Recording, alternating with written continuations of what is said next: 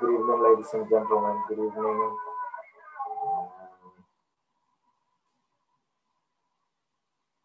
We are live. I am live. Just now, just myself. Hopefully, my co-host will join me very soon.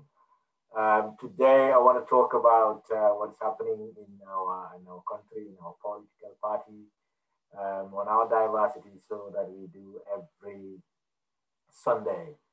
As I promise you now, we will all try and come on board, even if my co-host is not busy. It's not free. And my co-host will also try and come on board, even if I am not free, so that we can have we can make this as consistent as possible. And we are hoping to get a lot of customers in, a lot of our people, our UDP people to come and talk to us. Let me see what is my co-host is doing, and if he can join me as soon as possible. And what I'm making also sure that we have this as an interactive session as much as possible. So let's see what our listeners are saying, and we can take it from there. Apologies for coming in late today. As I was saying, we are lining up a lot of people from UDP to come talk to us. People like Olivier Wada, J. Paul, also some other people, very well-known people in UDP. Rahim Aliklo is poised to come. Our own leader, Uncle Hussein Davo, is also poised to come. So, and we're trying to get as many people as possible, other people as well. These ones are confirmed that they have expressed their wish to come as soon as they can find time, and we can set up a schedule. Okay, let me try and see. Excuse me. Okay, so today's diversity show is going to be as usual, where we have me and my panelists. But today it's just going to be, okay, Joy is here. Welcome on board, Mr. Goswell. Okay, cool. Just to make sure that we have everybody on board. Let me just try and put this thing up so that I can see what's happening and what the interactive session is about. Mr. Goswell, we can't see you.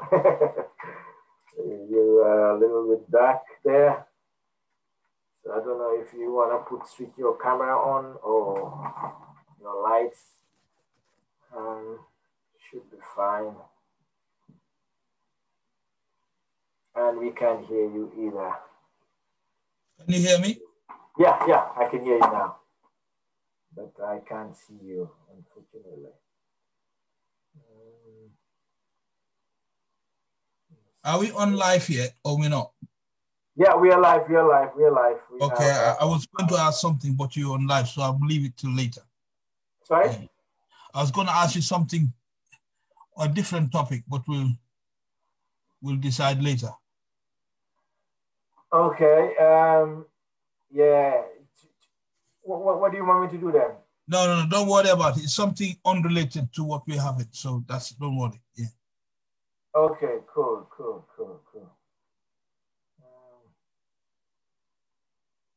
All right.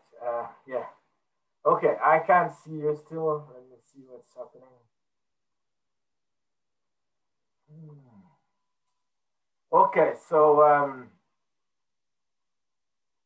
we are still struggling to see Mr. Goswell, but let me see what our. I can hear you now, but I can't see you.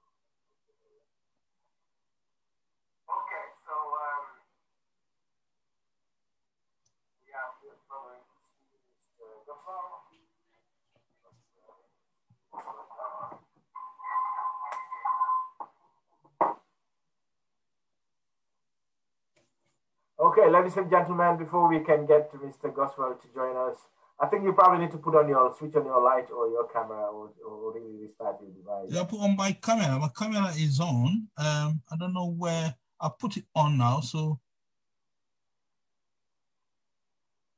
Okay.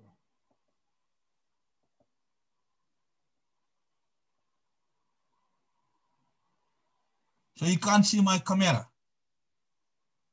No, not yet, not yet. It looks like it's probably facing the other way around.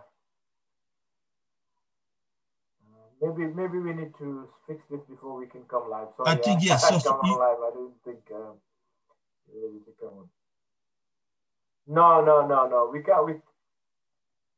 It's very dark. It's very dark. But my camera is on. Is maybe it? It's you, the way you set it up. You know what? Let me log out and come join back again, yeah? Okay, I have put your video. Let me try that again. I have asked you to put your camera Start back my on. video, yeah. I have switched your, okay, it's back on again. Stop video. And then start video again.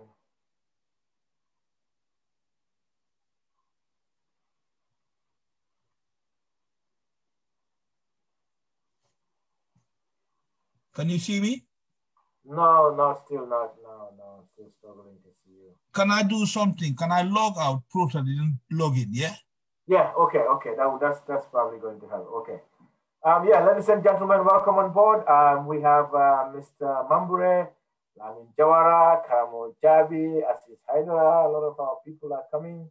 As I said, this is going to be an interactive session. So let us talk about things that you think are important to the Gambia, to the UDP as a party, to our nation, the diversity we have there, the diversity we enjoy, and how we can improve on it, either as a political party or as a country. Because I think it's really important that we tell the whole world how diverse Gambia is and how we have a unique diversity situation in the Gambia, where people are intermarried, people are don't have a problem at all. And unfortunately, today I've seen my sister Fatu Kamara, for instance, come on air, on live, and she's talking about Mandinkaya Fasa. We have heard the same thing from Barrow, coincidentally, that the Mandinkas are telling each other to come together and support each other. So it's important today, we talk about those issues at all. Okay, let's see what we have. Yeah, so our guest, I don't know what your take on that is. I'm gonna ask Mr. Goswell if he comes, what his take is on those issues. Whether we should have a theme whereby we're asking Mandinkas to come support each other, or and if there's any problem with that, I think it's really important we get to the root of those things, because personally, I think it is a bogus claim that many people do. That have Mandinkas come together. As a political party, UDP is very diverse. It's too diverse for us. It's one of the most diverse parties that we can have in the country. I don't know why the Mandinka Fasaya came up from Barrow, for instance, because he probably thought he has seen many people, asking Mandinkas to come join UDP. And we've also seen Barrow also has seems to have a policy that is not very, very, that is not really what the government is saying, but what we can see from their actions is that they are trying to remove most of the Mandinkas they had appointed into government and replacing them with Fulas mainly and other people. We have seen the commissioners, they started with the governors, governors of NBD, he removed governor of NCRD, he removed and replaced them with fullers, you know, and so many other parastatals, so, and even permanent secretaries who are doing a great job, you know.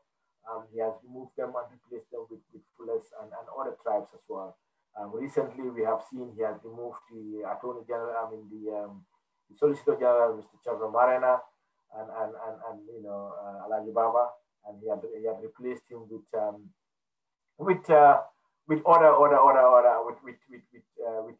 coincidentally an Aku man.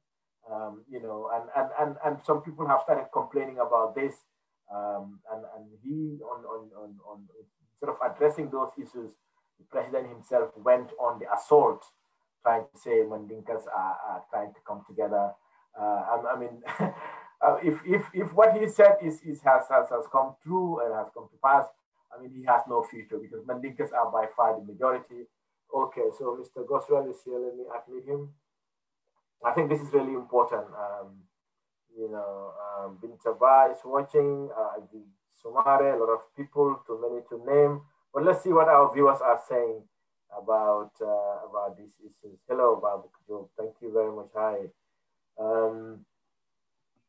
So, okay, Mr. Goswell, we can't see you. Maybe after the show, we can look into diagnosing your thing. But can we hear you? I can hear you very well. Okay. All right, let me try and record this. Let me see. In the cloud. Let's try once again. I'll stop your video.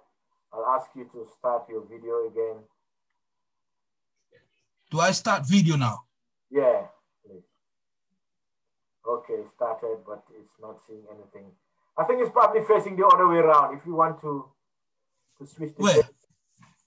Well, can you see me now? No.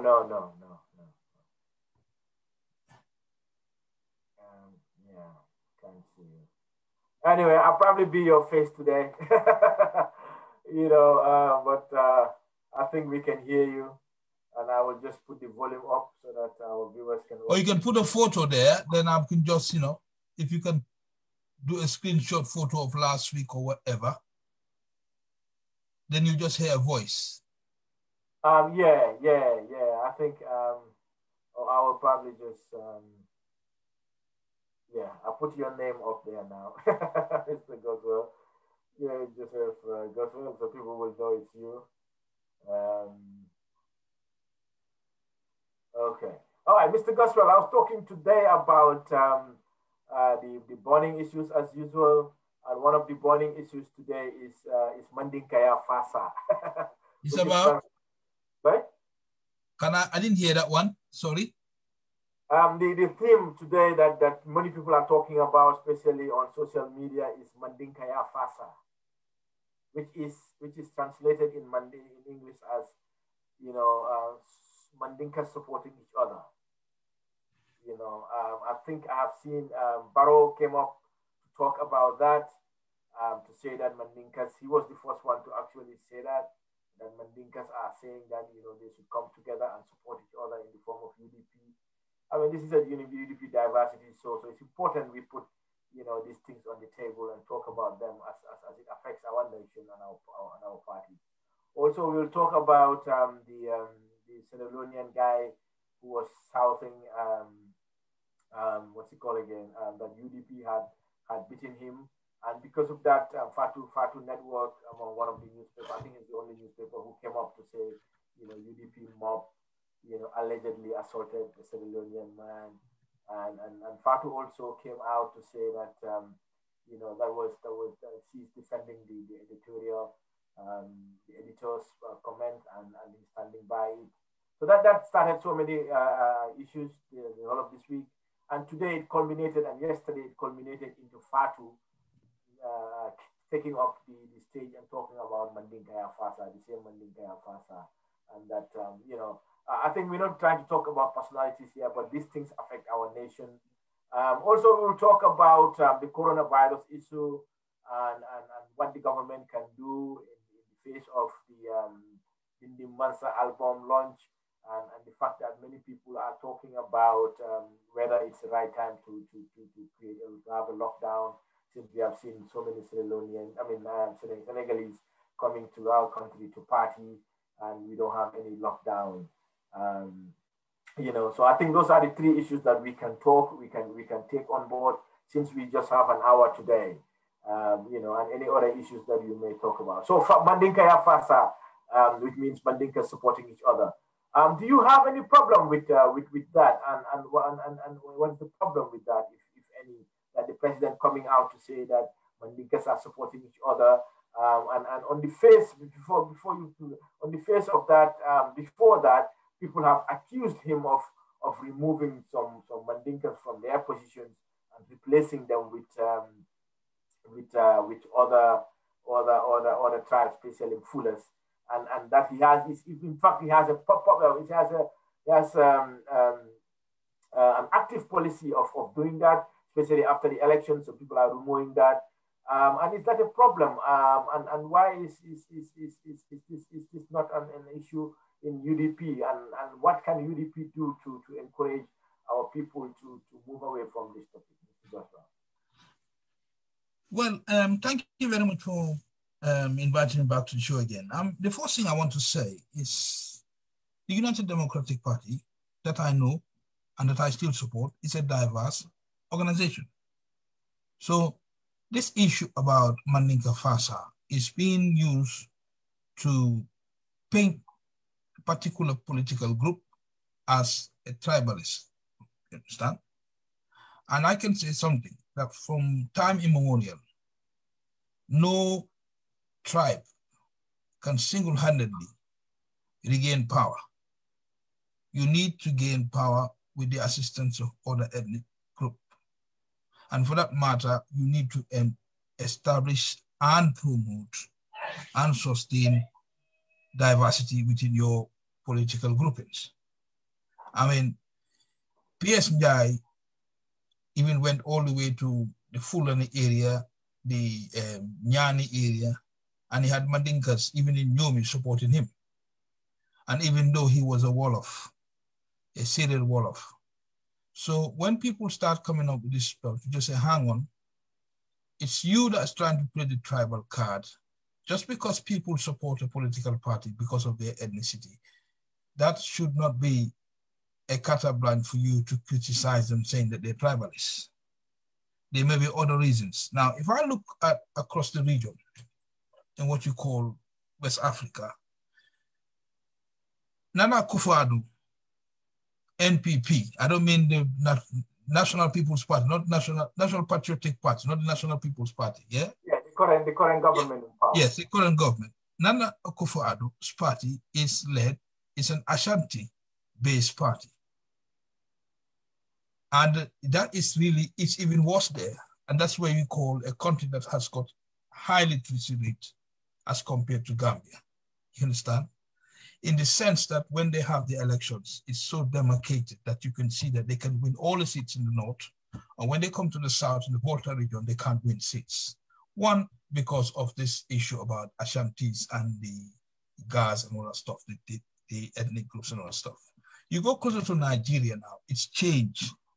Because for the first time, Buhari was winning seats in the southern area of Nigeria, which never used to be the case. So this notion about Mandinka Fasa is a very unfortunate thing that people play with. People join political parties forward. If that was the case, and considering that Mandinkas are 38% or 40% of the population, then Yaya Jammeh never won any election. Precisely, he never won any election, but he's been winning elections and winning votes in places like Badibu, which is a concentrated ground for Mandinkas. He's been winning in seats where there are a lot of Mandinkas there, there are few Jolas there. So this thing about Mandinka Fasa is just sort of a scaremongering politics that people have been using.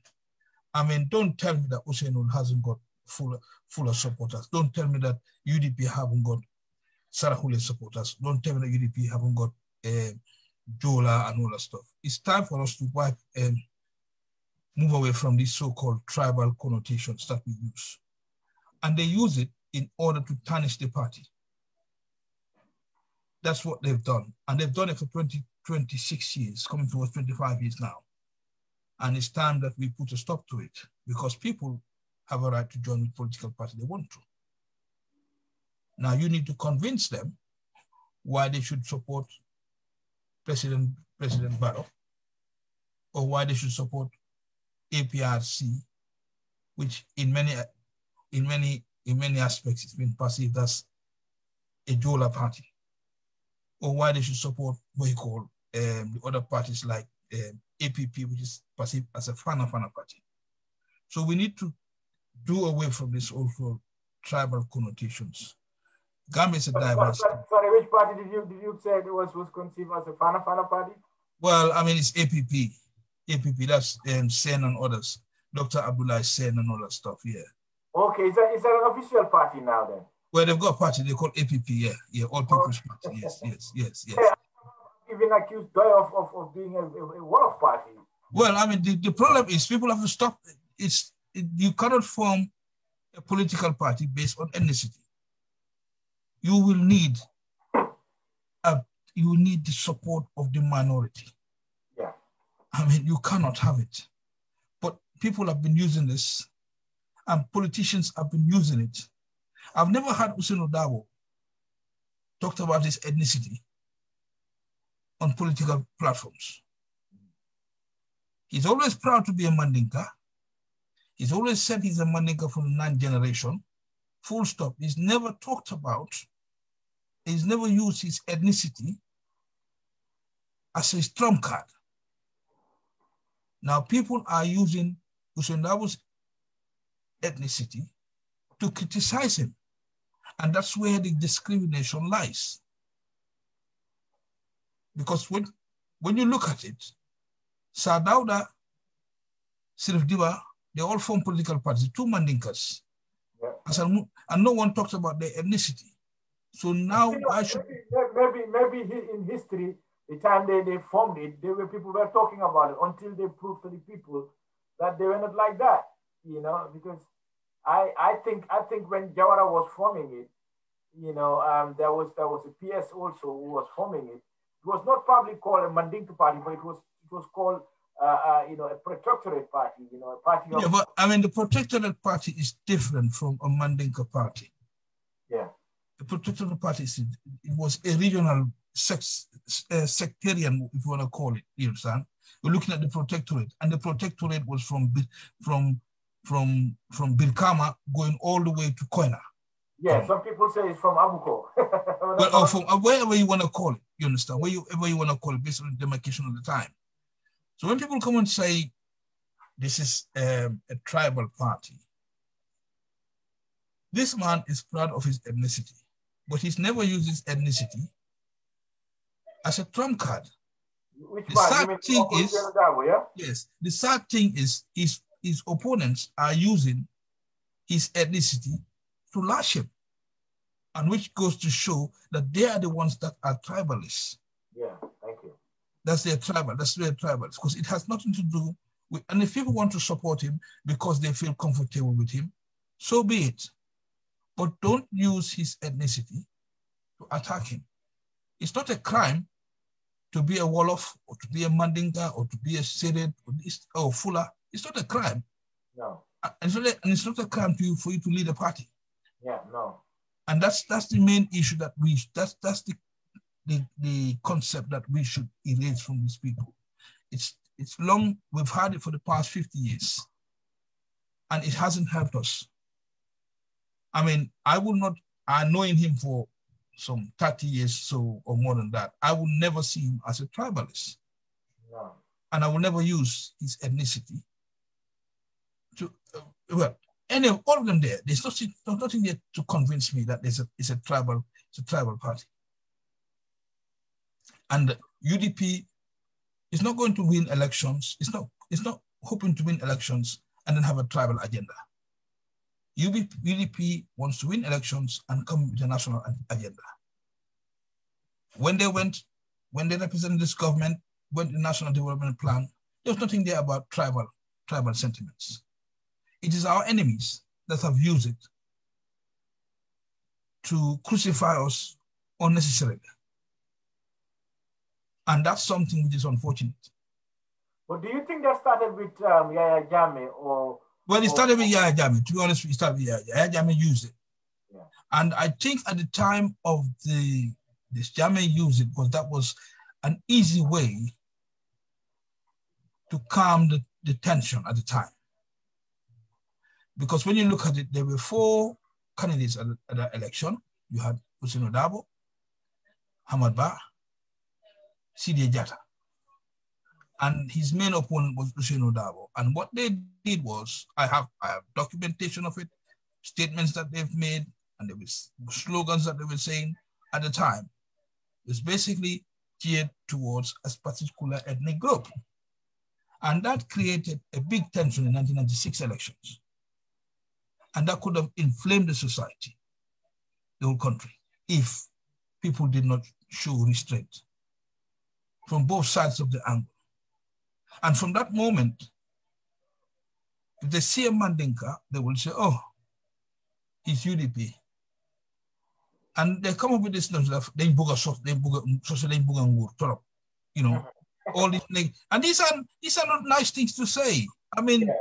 I mean, I've even had people saying that so say you have a problem with the you know. Well, you see, they say all these things, but the problem is we are all the problem.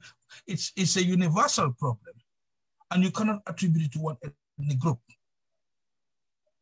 Because at the end of the day, when they do it, they don't use their ethnicity to destroy this country. They use their personal interests. So when people come up with this notion about I said, hang on, let's not play the tribal card. Yeah. I mean, I don't want to turn this to the certain things that I know which is not healthy for this interview. Perhaps when we speak in private, I can give you other scenarios to boost the point. And I'm not here holding brief for any ethnicity. I'm just being fair to people that we need to move away from this bit about this tribe and that tribe. Yeah, yeah. I mean, we're coming towards next week we will be celebrating 56 years of independence. And we're still thinking about tribe rather than about Gambianness. That's the big issue we have with our society. And it all lies down to be that we do not have adequate civic education, which would enable us to appreciate each other and to treat each other in a cohesive manner. Absolutely, absolutely. And I think it's very unfortunate that that we are seeing this being played out as we speak today, and it's very unfortunate because I think Yaya Jammeh used it to divide the country, and it looks like and he somehow succeeded. Yeah. Because he succeeded, because we haven't recovered from this. And when are we going to recover? Because now a particular political group is using it against UDP. Yeah. And when people will say to me, oh, you are so say Boka party. And it's not you are so say, you are Gambians in your Boka. You know, I don't believe it hurts me. Kejau, and I'm sure it will hurt you as well, because we're all in the diaspora, we're all in the United Kingdom. And I'm sure you will agree with me that we're treated for what we are and not, we're treated for what we can do and not what we are. Absolutely. Where we work, that's what they treat us for, what we can do, what contribution we can do, and not what ethnicity we come from. And then we come back home to Gambia, our motherland, and people don't look at what we can do, but where we come from. Yeah. That's the biggest unfortunate thing. I see people that see me, hey, I'm surprised you're UDP. And I say, why? And he says to me, oh, you know, and then they stumble. I said, who told you this party is affiliated to a particular ethnic group? So this is the problem. And the problem can only be erased if this government was sincere enough to invest heavily in civic education. Because you have some people that are growing up, entering the political field or entering the activism, and they still have this notion about, yes, I'm this tribe, I'm going to vote for that tribe. I'm that tribe, I'm not going to vote for that tribe. And it's time that people are educated, understand that your civic responsibility, take away your ethnicity out of it. Just look at what that group can give you. Yeah. Yeah, no, it looks like yeah, Jam is succeeding, and we have well, he to did. He all succeeded come because together he and fight succeeded. this. I'll give you an example. When the Solo sending incident happened, and I say this with apology to Solo's daughter, who went on the TRRC and said that people are using her father as a political tool. Her father as a political tool. Sorry, I've got to say it here. When Solo went out and he got arrested, tortured, and killed, and when supporters came out to support Usainu Darboe in this trial, people were saying, "Leave his Osela." You know, no one saw it. This is a national issue. Everybody, some people were saying, "Leave his Osela." And not realizing that this was a liberation for the whole country. And this is where the misconception happened. We've even had we've even had some of the people in the diaspora then who are not Mandinkas coming out to tell them, listen, this is a national issue, and you know, when the dictatorship is removed, it's you people who will enjoy it, will start enjoying the fruit. And it looks like it's succeeding. So it's really, really unfortunate. And I think we all have a duty to come out in large numbers in whatever form or you know, to condemn this kind of things. But unfortunately, it's playing on UDP's show now, because what happened last week, as you remember, was that Mr. Kamara, the Sierra Leonean guy, Kamara Kunda, is being defended by, I'm sorry. I mean, Kamara Kunda from Sierra Leone came out to say that, you know, I think he allegedly I think he even gave an interview that he had some problems with a lady, and the lady's family or partner came out to attack him, and because of that, you know, he went on to onto air, and the message actually was published by the National People's Party, the President's Party, purporting as if it was UDP who attacked, who attacked the gentleman or the idiot, if you want. So, you know, and because of that, you know, the newspaper, Fatu Network, came out to say that, you know, UDP mob allegedly assaulted Mr. Kamara. And people started, you know, and people like S.I. Gay started to spread the message. That's what I saw. First thing in the morning when I was up, 7 a.m., I saw him spreading it and trying to condemn it. And many of his party supporters, Deutsche supporters, came around trying to condemn UDP, you know, saying that, nobody should vote for UDP since they are doing this. And when they saw Fatu Network published this story, you know, people got angry because they thought the story was not fair to UDP. I mean, there were people in the background, if you listen to the video, saying that this is not true, it's not true, it is not, and they were speaking Wolof. They were saying, you know, it's not true, you know, this guy is lying, it's not because of UDP or anything that we attacked him. And because he was wearing the t-shirt, NPP t-shirt, but he was attacked by white people, the same people wearing almost the same kind of t-shirt that he was wearing, white colored t-shirt. Luckily, if I thought it was a yellow t-shirt, those people, one of them was wearing, you know, it would have stuck. You know, people started saying it's UDP, and then, you know, they've already started saying that. You know, and today, I think Fatu is doing an assault and talking about, you know, do you think that there should be responsible journalism?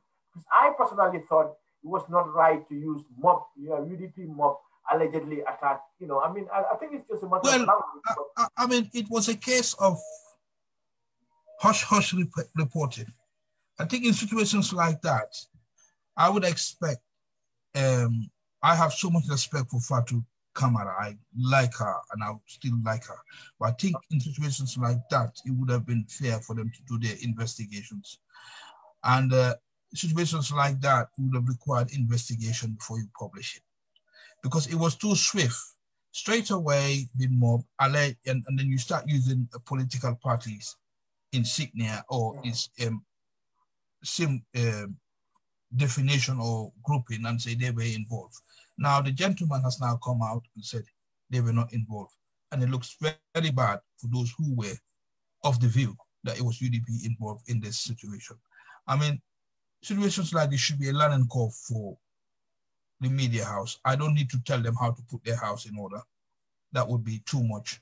But in all fairness, when you get information like this, don't rush to post it on your papers just to get hits. Do the investigation. If you're satisfied, then you publish it. But when you publish it, be ready to come up with the facts. Now, this guy has been accused. This guy accused UDP initially, and he's come out to say that UDP are not involved. And now it looks very bad on a paper like Freedom Fatu Kamara Network, and it's called a big storm in a teacup, which should have been just settled in and say, you know what, this is what we're saying, but we'll investigate it. And I think that's the problem with some of these media outlets. They're quick to post information, whether it's correct or not, without doing due diligence, and that backfires. I mean, I don't expect PDOS to do something like that. PDOS will investigate it. It goes to an electoral board and look at it. Say, well, is this something worthy of being publishing? Because there's a danger of publishing that article. There's a danger of publishing that article. I've seen some people have still got it on their Facebook pages. They've done their tapes, they've done the videos, they still got it. And they don't have the decency to say, you know what, this was false, let me take it off. No. They're still leaving it there to score political points.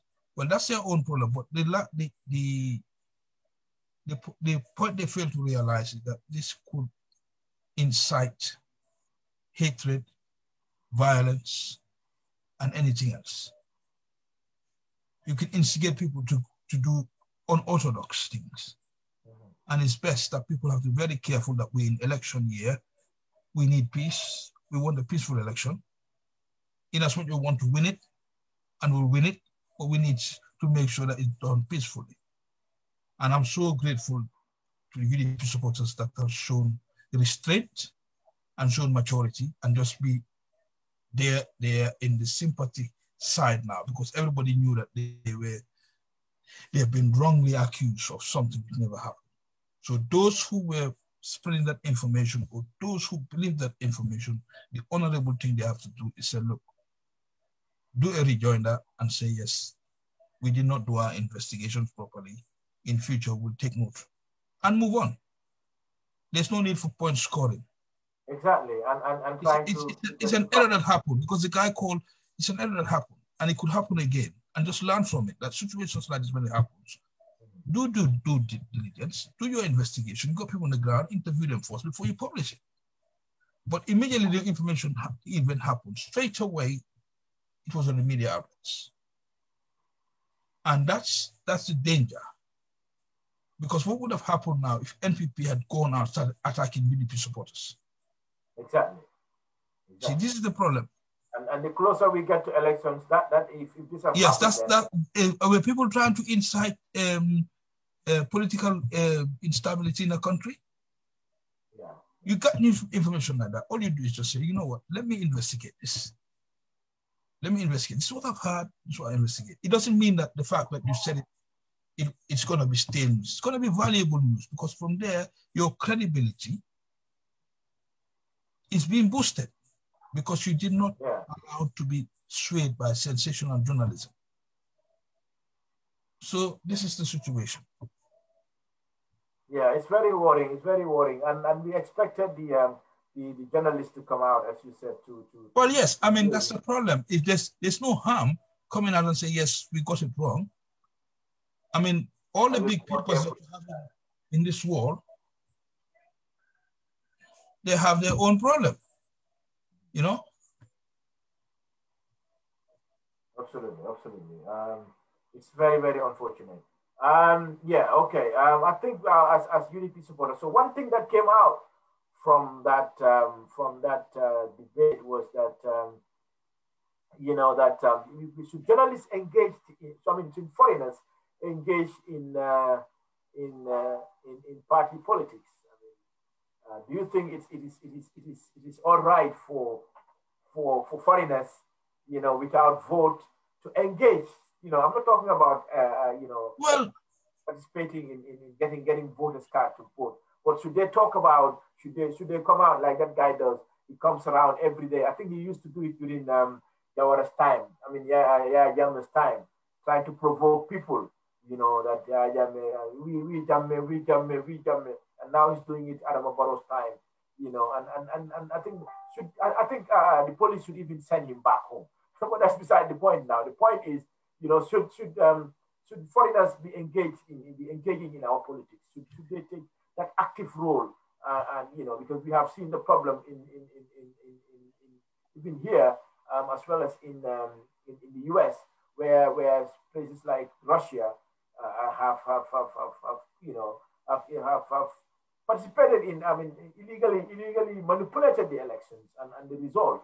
And in UK here, we have seen Russian agents, actively instigate anti-Muslim sentiments, and foreign and our all nation, our all nationals should be really, really wary of this kind of thing. But in the face of that, do you think that we should have our people, allow other foreigners to come talk to our people, talk to our people about politics, engage openly into politics? What can we do about that? well, I mean, there is a limit for your political activity in a foreign land. If you're there as an alien, you don't have a right to vote. You should be very mindful of taking part in partisan politics when you're not entitled to right to vote. You're just there.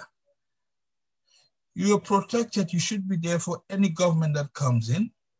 And it is very worrying that we have a foreigner who hasn't got any political affiliation, hasn't got any political accreditation to participate in our politics, to be openly involved in the process. And it makes me worried that if this man has been doing this since the time of Jammeh, how many others are doing it? Yeah. And this is what, I had a paper that I submitted, I posted one time on Facebook when Sadauda in 1992 said aliens should stay away from our politics. Really? Yes, I have one where Sadauda was saying because there were aliens that were involved, that were doing all this, trying to get voters card and he said, look, you're not, because courtesy of Sir Divan Halifa Saleh, who said the aliens are involved in trying to get voters card, and it should be stopped. Now, this is something where if Mr. Kamara is a Sierronian alien, this is something which the High Commission for Sierra Leone should bring him to account and say, look, you are here by virtue of the generosity of the Gambian people, and you are not here to support any political party, because you wouldn't expect a Gambian going to Sierra Leone and supporting the opposition. So it's a question of trying to tell, trying to make it clear to them that you don't involve in our politics. In some countries, the fact that you have a foreign connection, even though you are a born citizen of that country, you can't even participate in their politics. Look at Ansi, the Myanmar lady, Ansi Shu. She can't even be a leader because she has foreign kids. That's why she can't be the prime minister. Ansi Shu. Yeah, okay, yeah. That's what Boma is saying. Yeah, Boma, yeah. And that shows you how some countries are very strict with their politics. But we, Gambia, we believe in this free movement of persons and free movement of people through the ECOWAS and ECOMOC and all that stuff. And ECOWAS will allow you to come in. You may have come to a country even as a refugee, and you get involved. In other countries, you would have been deported. I mean, we all saw how Jammeh reacted to when a foreign national that was working for the United UNDP, and she made a persona non grata because you should not involve in our politics.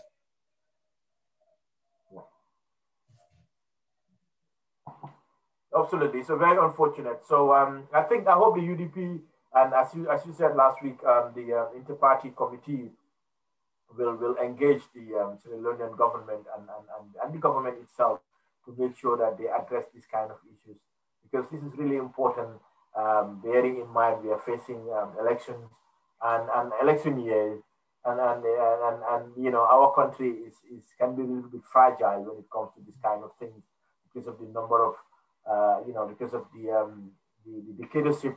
We had dictatorship for 22 years and we're just coming out from there.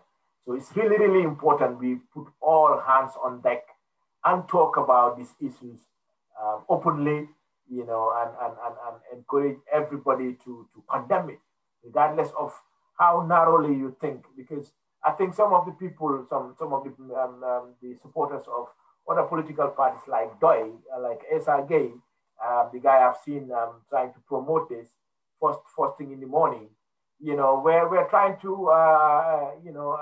to converse votes. And when I told him to apologize and bring this thing down, he said he didn't mention any political party. I mean, well, you see, the problem is, you see, we have to be very careful. The people that will perceive themselves as they're supporting a political party, and when they're not. And for me, I'm always very mindful of criticizing somebody or with the scarce suspicion that he's linked to a political party. I think it's an individual thing. And once we take away the individual thing, it makes us look good. Because I know that it will not be DOI's policy. DOI will not make such statements. Yeah, UDP did not make any statement, which is good. Because what we are showing is that this is a very minor issue. But once UDP did make a statement, not on Facebook, maybe not on as a public media, but they did make a statement on Twitter, and some of us shared it, and you know, that was at the heat of before the police investigation, before people know. That was fine when they came out to say that, and I think that was responsible. They did that to say that, listen, you know, we have seen videos going around that UDP supporters, and they have done their little bit investigation. They can assure the people that it has nothing to do with UDP. You know, they're trying to encourage the journalists and the media, and the police to get into and find this thing out. And they were vindicated. I mean, you see, this is what happened. I mean, the case, he so rest in peace, but the situation that happened in Basse, that was accused of murder and he got it. This is how situations like this happened. Somebody out of the blue got involved in something and straight away they accused the party itself when the party leader was not involved in it. And the party leader had this murder charge against him for almost 3 years, you know, going to court. Yes. So these are things that we have to avoid, definitely. Yeah, absolutely. Okay. So moving on, what about the COVID situation in the country? You know, I mean, I think it's getting really, really bad. It's alarming. I know we have a UDP show with Jaliba Kuyate coming up, and so many people are looking ahead to that. But we also had the president's launching party, and I think they're trying to get their Congress as well on board, and they're a little bit, NPP is a little bit scared that the Congress might disintegrate the party itself, since everybody's vying for the same positions, you know, mainly, I understand, mainly women mobilizers, you know, some 2 prominent members want that because of their level of education. Those are the things that they can do. And some people have even have started saying that Barrow is trying to send Alkali Conte to Russia. And so there are so many things there. And so UDP, so NPP is trying to organize that Congress into a little bit, in a very low key manner. The same way that they have came out to say that the independence celebration will be low key, low key. And what last night we saw ST, Dinding launch his Dinding Mansa album, and we saw so many people in the stadium. And some people have started saying that, why didn't people condemn the president when he was launching his party last week? And why are we condemning ST now? Do you think there's a concern, and should the government take things into, to take things into proper perspective and tell the people that, come out and tell people that, these things, the COVID situation changes by week, every week. By the time UDP were launching their party, it was about 1 or 2 people who had new cases. And then by the time the president himself was launching it, it was coming to 50 to 100 people. And now it is getting almost out of hand. And we know that most of the Sierra Leonean artists, those who are party animals, have left their country to come to Gambia to really enjoy the freedom that the Gambian people are enjoying now. The public gatherings, the parties everywhere, like unfettered, on no constraint at all. Do you think this is a problem, and should we remove? And I know you've always said this, that we should remove politics from COVID. What do you think the government should do now? The government, the whole idea was, what happened here in this situation is that we saw an industry that's collapsed. Yeah. Tourism is collapsed, whether we like it or not, it's collapsed because of the COVID-19. And if they come up with any more restrictions and all that stuff, it will even make it will be even worse. So what happened? I'll give you an example. Before all this happened, you had Christmas celebration. I'm a Christian, devout Christian, no compromise about it. But you had the masquerades, you understand? The hauntings, all these things were happening. This government didn't do anything, Prior to that, when they said they had these restrictions and they had this stimulus, or what you call COVID-19 rise, they were still doing politicking secretly. That's why they were able to win Nyamina West. They were breaching the COVID restrictions. They were going out, interacting with people. When at that time, it was COVID-19 period. It was a peak of the COVID-19 period. Yep. Now, we have to accept it.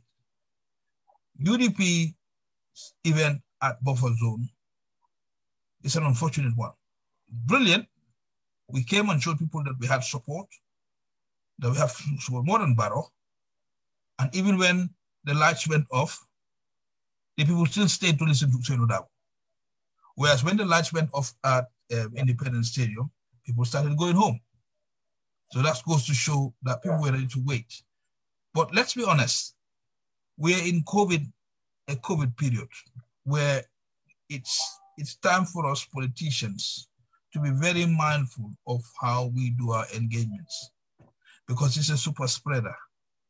I'm made to believe that when when they had that state funeral for Biri Biri, a lot of people got infected with COVID, and some prominent Gambians died. So this is the time when we all have to look at the politics itself and the health issue. When NPP launched the party, a prominent person that left GDC to join NPP said they would not compromise their democratic rights in exchange for COVID. So that's an educated person, a doctorate holder, saying that. Now, what example are you showing? The same president went to parliament and he was told to wear his mask and he refused. Yeah. And this is where we have the problem. with this government. Just like Trump, he was acting very much the like sincerity Trump. is good to talk about COVID-19, but you need to show bright example. And if you show bright example, others will emulate you. Now, coming down to the UDP fundraising event, very, very topical, very, very tricky issue to talk about. But I'm not shy to say that one has to be mindful of not being accused of being a super spreader. Because you see that Barrow has already done it, and Barrow is trying to downplay the independence celebration next week because he's a super spreader. But when he was going to the stadium last Saturday, a one-day event, all they did was just to give a speech. That was all they did. And when it comes to this about this Congress, you had a party that was announced, registered almost a year ago. And it's taking you 12 months to launch the party. And all you do is just to give a speech. By then, you should have taken that situation to name your NEC members. Who is the president? Who is the female president? We don't know. Yeah. So whether they want to take us by surprise to win back the momentum, that's why they're trying to do it, but it will not work. Because what will happen I think they are scared. They are scared it might dismantle their party. That's why they're not trying. No, what the problem with MPP is they had a year. They set up all this. They had a year since they announced the party. And what surprises me is for them to register a party without having given them the full list of who's in the executive. The party only had the interim leader as Adama Barrow when they registered the party. So if you're writing a letter, who do you write it to? Who's the Secretary General? You see, if IEC wants to call them for a meeting, who do you write it to? Adama Barrow? Because according to when they registered the party, when they registered the party, there was only Adama Barrow they had as interim leader. Now, you don't know the political position of the other parties. What you normally call the not more than 5% political parties. Where are they still part of Adama Barrow or are they still part of their own political parties? So that's a big issue. Yes. You take, for instance, NRP. NRP, PPP, they all say they're having their Congress. Wish them good luck. That's it. They have the new leader. But are they part of NPP? Or are they going to... The tricky one for PPP, I know. It's very tricky for them. They are asking their leaders that, are you going to stand elections? Yes, most of them are saying, no, we won't. And some of them are saying, and they're also asking them, who are you going to side with? Is it UDP or NPP?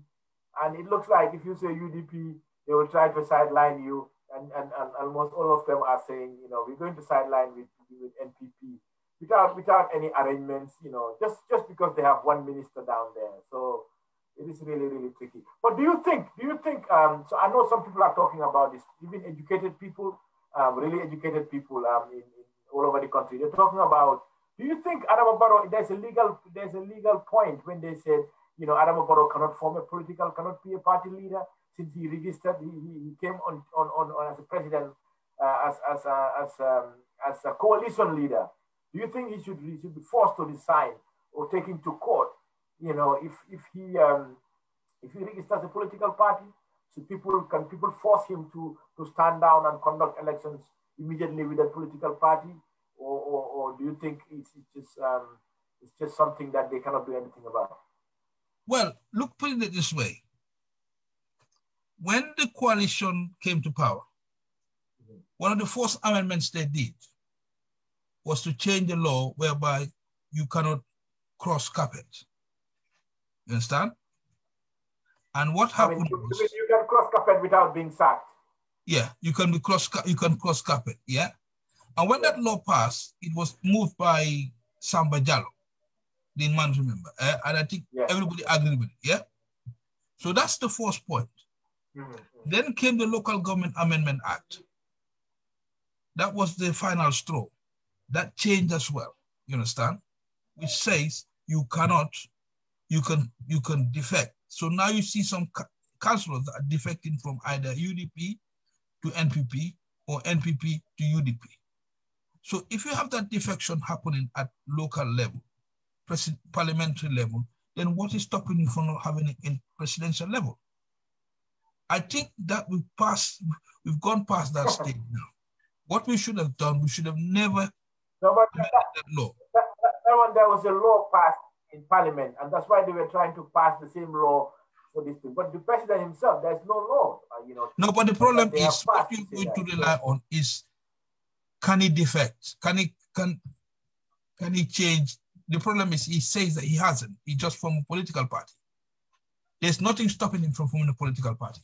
That's his own right. He has his right to form a political party. That's what you have to see. That doesn't stop him from forming a political party. He hasn't called it an MPP government. He calls it a coalition government. What he will say in his defense, what he will say in his defense, he will say that DOI and UDP left the coalition and there's still a coalition government. See, so that's a very difficult thing to argue in court, because he will say that I'm still a coalition government, I form a political party as my constitutional right.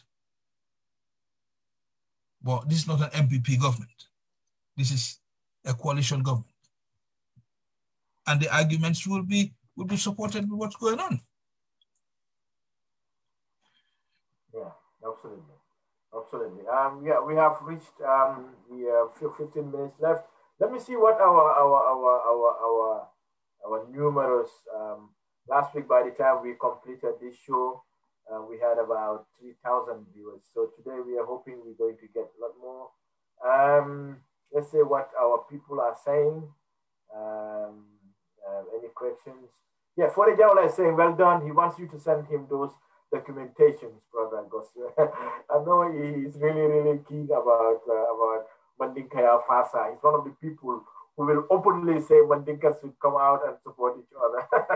Well, I mean, if you remember, Lamin Wajuara, one of his best interviews I've listened, I have somewhere. Yeah. And he said, if you are saying this, how come we lost elections? So he's been saying this for long, and I've got the Show-Kejau Touray. I'll send you a copy of the interview if you be a good boy, yeah? I'll send you one, yeah. So I'll send you one, yes. Yes, yeah. I'll send him the interview. So, okay, so it's also saying that, okay. Show-Kejau is saying it is drumming up again to brand UDP as a Mandinka party. He said what? I'm not sure whether people like him are. Yeah, he's saying people have started beating the drum. That UDP is a political party, and I doubt it whether people like him are helping that beat. Well, I mean, Show-Kejau is Show-Kejau is Show-Kejau, and we just have to respect where he comes from. Yes. I know he's doing it. He's doing it without intention to cause any stir. He's just doing it just to expand the debate. I know him. Yeah. Yeah. And another thing is he's saying Show-Kejau is very active today. He's saying Musa Jeng called him a tribalist, but not a DOI candidate who is my relative, not a tribalist. He's saying the DOI candidate who is his relative, which is Sidia Jata. I believe he would never have said this when I was supporting DOI, like that relative.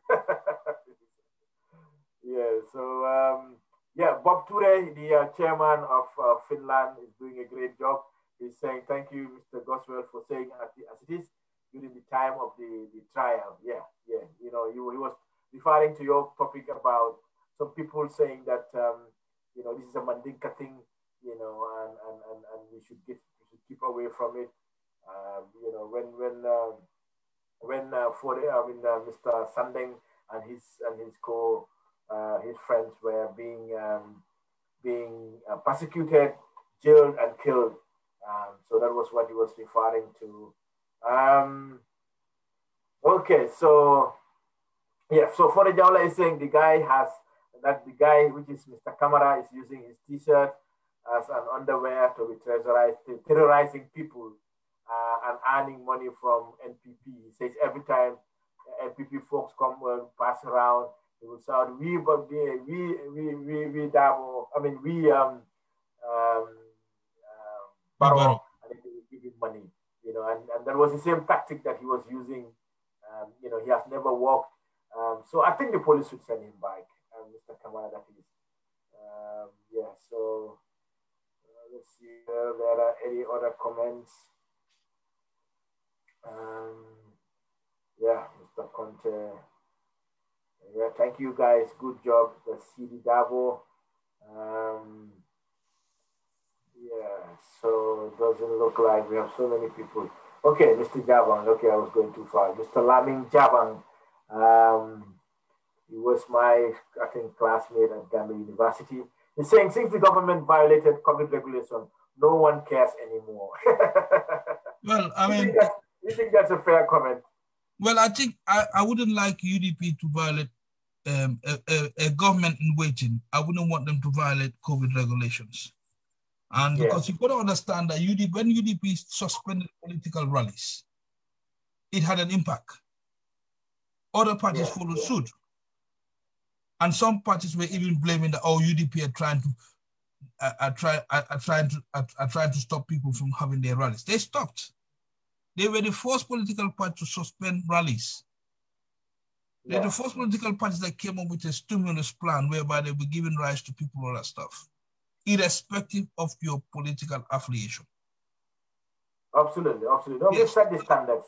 So we have acted responsibly at the time when it was necessary. Others were secretly canvassing for votes to win the Nyamena seat. Yes. And that's absolutely obvious. Yes. Yeah. So and I think that's why so he is saying that we shouldn't care, because otherwise they are going to make sure that they are careful. What we should pray for, all of us should pray for, is that we control this virus, because what we have is we have a very tight electoral calendar that we have to register voters. And if we do not control COVID, it will be difficult for everybody that's eligible to be on the electoral register, because they will come up with social distancing. They won't have the funding, they won't have the logistics to do it properly. And that's where we will be disadvantaged. It's nice seeing UDP going around having support and all stuff, but don't forget, we're having a new electoral register. And that electoral register, all our supporters that have the right age should be on that list. And the last thing you want is for people to use COVID as an excuse to deny people to be on that list. Making it short, a short time frame, a tight, an unrealistic time frame whereby people cannot register on time. So it's either we fight now to make sure that COVID doesn't have an impact on the calendar, or we continue politicking, it has an impact on the calendar, and then come December 4th, we start crying foul. So that's where I stand with this issue. Yeah, absolutely. And yeah, coming up, I think I wanted to talk about quickly. We still have 8 minutes. We still have comments to go through. But IEC versus the Pura, what is your take on that? Should you think, should IEC stick to their guns and say that they will not award contracts to local companies because the local companies might have political affiliation, or should Pura give way this time and just issue them warnings so that we can get along with registering voters? Because I think this is a concern, when people are supposed to be registering now, and Pura is holding IEC hostage because of their saying they've broken the procurement laws. Well, I mean, with Pura, the problem with the whole issue is if there's got enough control, I will not. We've all saw this issue about Semlex when we took our data and gave it to Semlex to give us identity card. That was a very risky thing to do. Now we're going to have registration of voters, and we're going to rely on IEC wants a foreign company involved. We don't know the foreign company. We don't know the history of the foreign company. We don't know how effective, how they're going to deal with data. And this is about data. Yeah. I mean, right. It's very important. You should know that because you're an IT specialist. Data is very critical. I mean, that's a general concern that almost all government contracts are going Yes, I mean, you cannot compromise people's data. Now, coming to the second segment as local groups, there's an issue about it. Now, when we were voting in 1992, before the revolution, government printer were used the one that prints the voters' cards. It wasn't digital. Everybody had a voter's card, and that's it. So now you want to give it to a local company. You have to look at the local company status. Is it able to facilitate a fair and transparent process? Is it able to withstand interference from third parties like political parties, be it NPP or UDP? These are all things we have to look into. It's a very critical thing to look into, and it's something where they have to sit down and agree with it. Now, the other point I would have loved to hear is that this IEC should not shy from the fact they can sit down with the opposition parties, the inter-party committee, explore ideas, explore possible alternatives on how they can address the situation. The IEC should not think that the fact that they engage with the political parties, they have somehow compromised their position. They're making it so conducive so that everybody will see that this is the process that we intend to introduce. So that when there's a problem, we can say, well, we told you so. But to leave it with Pura only and not involving the IPC is a wrong step to take. Yeah. So I've been saying this for a long time because I do not believe I am old school. It's just like the football federation in England here. The Premier League have to liaise with the clubs. You understand? With the clubs, Manchester, Liverpool, all this, you liaise with them on certain issues. And it doesn't stop the IEC to now sit down with the opposition parties, with all the political parties, and explain to them, this is the current situation we have. It's not about compromising their position. It's about looking at something that's conducive for everyone. I haven't heard about it. I hope it's something that they look into. Yeah, absolutely. So you are saying that Pura should, the political parties should engage Pura or should, because Pura is saying, we don't care about politics. No, but the problem is they all should, the inter-party, I haven't had any contribution from the inter-party committee. No, they're staying away from. This is concerning their participation, it's concerning their political survival. Okay. IEC is not doing this for their own bit. They're doing it to elect people of which they are going to put candidates on. So what are they waiting for? So if UDP in the political, what do you think UDP's point should be about them? What should be? I'm not talking parties. I'm not talking about in a party. The inter-party committee meets as a group, and they don't go there partisan. But the inter-party committee should make their submissions, IEC and Pura, on the way forward. Because they seem to be. Okay. We still have 3 minutes. Let me go on and finish the comment. Musa Jeng is replying to Show-Kejau. He says, laugh out loud. I've never called you a tribalist, although you've been engaged in playing the tribal card. Do you think Show-Kejau is playing tribal card, Mr. Goswell? Well, I am not involved in that. He gets, Show-Kejau is a character and leave him like that, Yes. It's a character. Okay, good. Mr. Lavin Jabang, my classmate, still is saying Barrow was visibly angry in Parliament when he was told to put on his mask and he didn't obey the parliamentarian directives. Do you think he broke the law there? Well, I mean, if there was a penalty for not wearing a mask, he could have been found guilty. Why don't there was a penalty? Yes. I mean, it was a directive of Parliament, and Parliament is the law. I mean, maybe they could have asked him, look, Your Excellency, you need to wear your mask. So we won't give you audience. Yes, yes. Yeah, okay. Sadam Sanyang, my son, is saying a great and an educative program. Keep it up, guys. Yeah, yeah. I think we should keep this thing up and make sure we have, as I was telling our audience, we have people lined up, very much, very important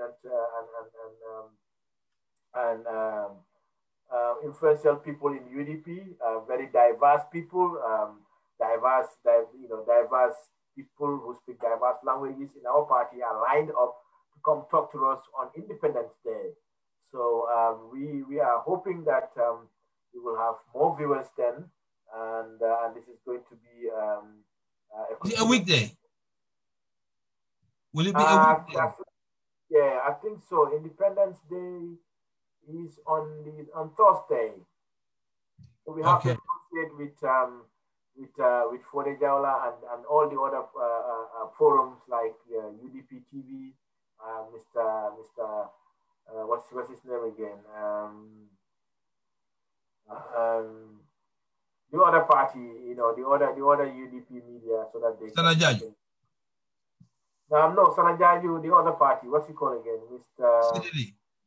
Yeah, Mr. Sidili. Yeah. Well.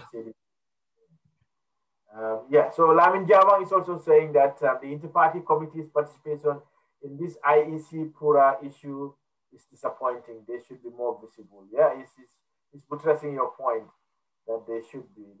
Welcome, Mr. Tunko Marena. So yeah, he's saying that they should be more visible and they should try and have a make sure that this doesn't become because I think you're right that they are the only body or people who can help us out of this quagmire, because the government, they are not saying anything, and probably even Parliament can step in and tell them, listen, you do this and do that, So it's 9 o'clock. Hopefully we'll come back next week, Sunday at the right time, and solve the problem with Mr. Goswell's camera, and it is solely my responsibility as a technician to make sure. Well, yes, I think the problem is we started late, and that's the problem why we couldn't connect each other properly. But I'm more next week, God willing, we'll be in a better position to have a proper system in place. But once again, it's been a very, very, very, very interesting issue that we've discussed today. So we look forward to next week. Absolutely, Mr. Goswell. Yeah. Thank you for your contribution here. It's very educative as usual.